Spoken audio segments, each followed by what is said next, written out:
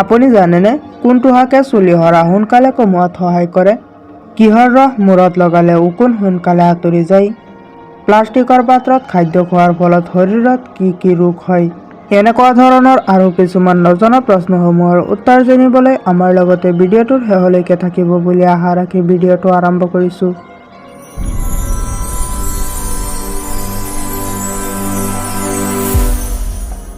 আজিৰ প্ৰথম প্ৰশ্নটো হৈছে, কিমান বয়সলৈকে ছোৱালীৰ উচ্চতা বৃদ্ধি পায়? অপশ্যনসমূহ হৈছে ক 15 বছৰ, খ 18 বছৰ, গ 20 বছৰ, ঘ 25 বছৰ।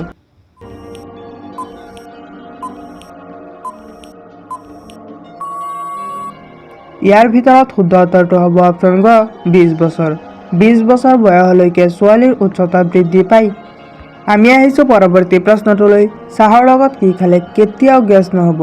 অপশ্যনসমূহ হৈছে ক নেমু, খ ইলাচি, গ জিৰা, ঘ আদা।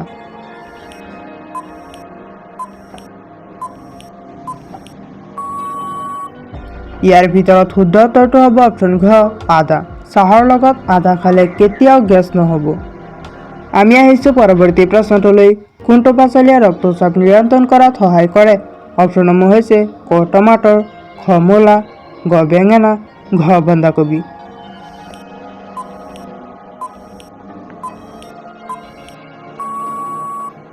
ইয়াৰ ভিতৰত শুদ্ধ উত্তৰটো হ'ব অপশ্যন ক টমাটৰ। টমাটৰ নামৰ পাচলিয়ে ৰক্তচাপ নিয়ন্ত্ৰণ কৰাত সহায় কৰে। আমি আহিছোঁ পৰৱৰ্তী প্ৰশ্নটোলৈ। প্ৰস্ৰাৱৰ সংক্ৰমণৰ বাবে কোনটো ফল উপকাৰী? অপশ্যনসমূহ হৈছে ক জলকীয়া, খ কমলা, গ আনাৰস, ঘ আপেল।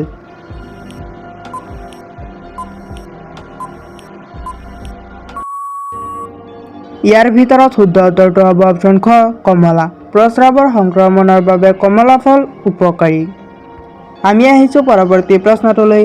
কি তেলে মূৰৰ বিষ সোনকালে উপশম কৰাত সহায় কৰে?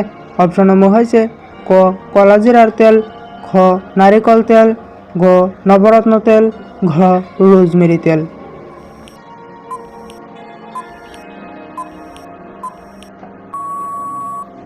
ইয়াৰ ভিতৰত শুদ্ধ উত্তৰটো হ'ব অপশ্যন ঘ ৰোজমেৰী তেল। ৰোজমেৰী তেলে মূৰৰ বিষ সোনকালে উপশম কৰাত সহায় কৰে। আমি আহিছোঁ পৰৱৰ্তী প্ৰশ্নটোলৈ।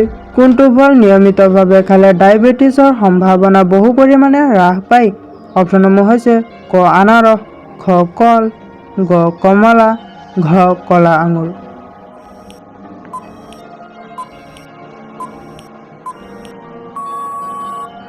ইয়াৰ ভিতৰত শুদ্ধ উত্তৰটো হ'ব অপশ্যন ঘ কলা আঙুৰ। কলা আঙুৰ নামৰ ফল নিয়মিতভাৱে খালে ডায়েবেটিছৰ সম্ভাৱনা বহু পৰিমাণে হ্ৰাস পায়। আমি আহিছোঁ পৰৱৰ্তী প্ৰশ্নটোলৈ। ৰাতি শুই উঠাৰ আগতে কি খালে পেটত গেছ নহয়? অপশ্যনসমূহ হৈছে ক ঠাণ্ডা পানী, খ গৰম পানী, গ জিলিকি থকা পানী, ঘ টিনত ভৰোৱা পানী।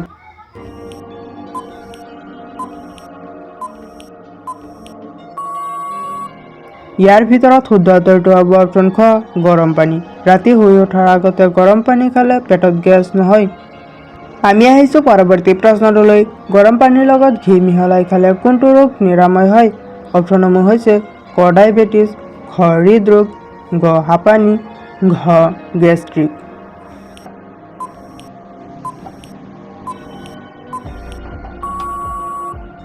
ইয়াৰ ভিতৰত শুদ্ধ উত্তৰটো হ'ব অপশ্যন ঘ গেষ্ট্ৰিক।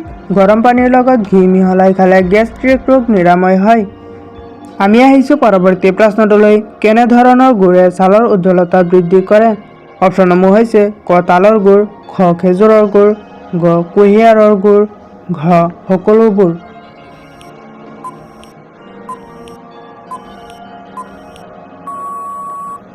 ইয়াৰ ভিতৰত শুদ্ধ উত্তৰটো হ'ব অপশ্যন খ খেজুৰৰ গুৰ। খেজুৰৰ গুৰে ছালৰ উজ্জ্বলতা বৃদ্ধি কৰে। আমি আহিছোঁ পৰৱৰ্তী প্ৰশ্নটোলৈ। ৰাতি সিজোৱা কণী খালে শৰীৰৰ কি হয়? অপশ্যনসমূহ হৈছে ক মুখ সুন্দৰ হয়, খ হাড়ৰ ক্ষয়, গ কৰ্কট ৰোগ হয়, ঘ পেশীবোৰ শক্তিশালী হয়।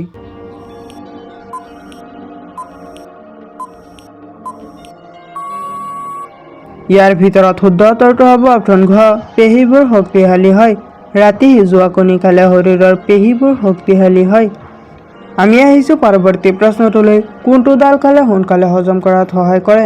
অপশ্যনসমূহ হৈছে ক মচুৰ দালি, খ মটৰ দালি, গ মুগ দালি, ঘ সজিনাৰ দালি।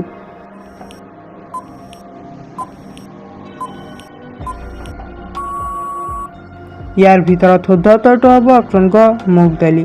মুগ দালি খালে সোনকালে হজম কৰাত সহায় কৰে। আমি আহিছোঁ পৰৱৰ্তী প্ৰশ্নটোলৈ। কোনটো শাক নিয়মিতভাৱে খালে শৰীৰৰ হাড়বোৰ সোনকালে মজবুত হয়? অপশ্যনসমূহ হৈছে ক পালেং শাক, খ কুই শাক, গ সৰু শাক, ঘ মূলা শাক।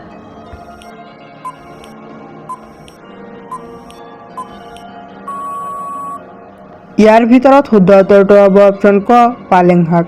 পালেং শাক নিয়মিতভাৱে খালে শৰীৰৰ হাড়বোৰ সোনকালে মজবুত হয়। আমি আহিছোঁ পৰৱৰ্তী প্ৰশ্নটোলৈ। কোনটো পাতৰ লগত হলুদ মিহলাই লগালে ব্ৰণ আৰু এলাৰ্জি কমি যায়? অপশ্যনসমূহ হৈছে ক বাহক পাত, খ নেমুৰ পাত, গ বেতেলৰ পাত, ঘ নিমৰ পাত।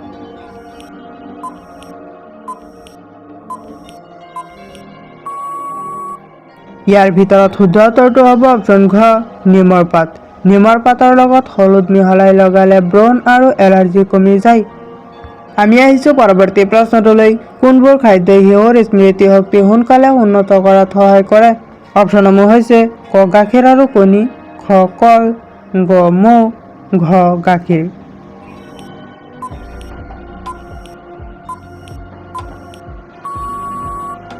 ইয়াৰ ভিতৰত শুদ্ধ উত্তৰটো হ'ব অপশ্যন ক গাখীৰ আৰু কণী। গাখীৰ আৰু কণীয়ে শিশুৰ স্মৃতি শক্তি সোনকালে উন্নত কৰাত সহায় কৰে। আমি আহিছোঁ পৰৱৰ্তী প্ৰশ্নটোলৈ। সিজোৱা কণী খালে শৰীৰৰ কোন শক্তি দ্ৰুতগতিত বৃদ্ধি পায়? অপশ্যনসমূহ হৈছে ক ঘ্ৰাণ শক্তি, খ দৃষ্টিশক্তি, গ শ্ৰৱণ শক্তি, ঘ স্মৃতি শক্তি।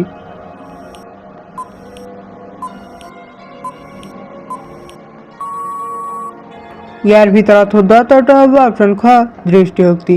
সিজোৱা কণী খালে শৰীৰৰ দৃষ্টিশক্তি দ্ৰুতগতিত বৃদ্ধি পায়। আমি আহিছোঁ পৰৱৰ্তী প্ৰশ্নটোলৈ। কোনটো শাকে চুলি সৰা সোনকালে কমোৱাত সহায় কৰে? অপশ্যনসমূহ হৈছে ক মূলা শাক, খ কুই শাক, গ সৰু শাক, ঘ পালেং শাক।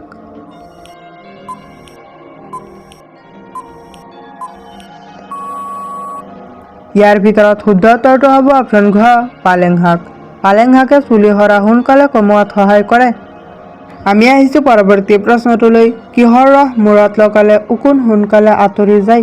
অপশ্যনসমূহ হৈছে ক নেমুৰ ৰস, খ নহৰুৰ ৰস, গ পিঁয়াজৰ ৰস, ঘ আদাৰ ৰস।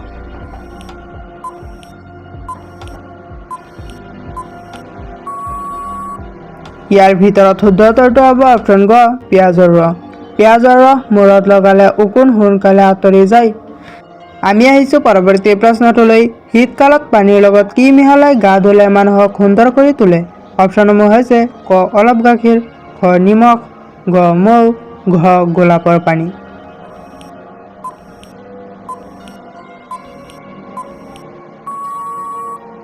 ইয়াৰ ভিতৰত শুদ্ধ উত্তৰটো হ'ব অপশ্যন ঘ গোলাপৰ পানী। শীতকালত পানীৰ লগত গোলাপৰ পানী মিহলাই গা ধুলে মানুহক সুন্দৰ কৰি তোলে। আমি আহিছোঁ পৰৱৰ্তী প্ৰশ্নটোলৈ। প্লাষ্টিকৰ পাত্ৰত খাদ্য খোৱাৰ ফলত শৰীৰত কি কি ৰোগ হয়? অপশ্যনসমূহ হৈছে ক হাঁপানি, খ কৰ্কট, গ ডায়েবেটিছ, ঘ সকলোবোৰ।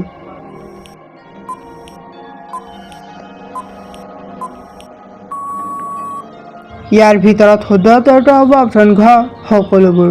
হাঁপানি, কৰ্কট, ডায়েবেটিছ। প্লাষ্টিকৰ পাত্ৰত খাদ্য খোৱাৰ ফলত এই তিনিওটা ৰোগ হয়। আমি আহিছোঁ পৰৱৰ্তী প্ৰশ্নটোলৈ। কোনটো পাত চোবাই খালে দাঁতৰ বিষ ভাল হয়? অপশ্যনসমূহ হৈছে ক মধুৰিআমৰ পাত, খ তুলসী পাত, গ আমৰ পাত, ঘ নেমুৰ পাত।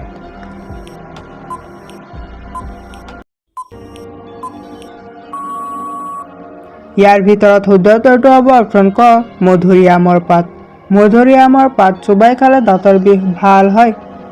ভিডিঅ'টো শেষলৈকে দেখাৰ বাবে ধন্যবাদ। যদি ভিডিঅ'টো ভাল লাগিছে তেনেহ'লে এটা লাইক কৰি দিব আৰু যদি এনেকুৱা ধৰণৰ আৰু কিছুমান নজনা প্ৰশ্নসমূহৰ উত্তৰ জানিব বিচাৰে তেনেহ'লে চেনেলটো ছাবস্ক্ৰাইব কৰি ৰাখিব। Thank U.